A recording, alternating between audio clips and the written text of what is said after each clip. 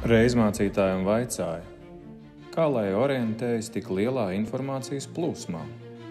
Tā nav nemaz tik liela, bet vienveidīga. Ziņo, ka ūdens aizrāva sev līdz dzīvības, bet tik maz par to, ka bez ūdens nav dzīvības. Vēsta, ka mirst, bet dzimst taču arī. Reportē par saules aptumsumu, bet par gaismas vitalitāti klusē. Svarīgi ir uzdot vēl vienu jautājumu, kāpēc tiek pasniegta tieši tā un tieši tā.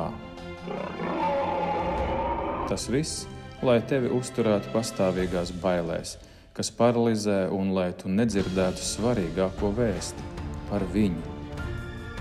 Kurš savu mīlestību parādīja līdz nāvei, līdz pat krusta nāvei.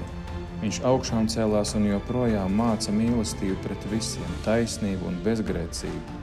Viņš dāvā mums sevi, savu miesu un asinis līdz pat pasaules galam. Viņš dod izslāpušajam dzert un no dzīvā ūdens avota. Viņš ir dzīvība un pasaules gaisma. Viņš vienīgais atrod to, kas nomaldījies, un atsaucas tam, kas lūdz. Viņš uzmeklēs tevi līdz pat pēdējam brīdim, līdz tumsai, līdz nāvei un vedīs tevi tur, kur viņš nogājis sataisīt mājvietu. Ja vien tu atskārtīs, atgriezīsies, lūgsi, cerēs un saugsi. Jēzu, atceries mani, kad nāksi savā valstībā.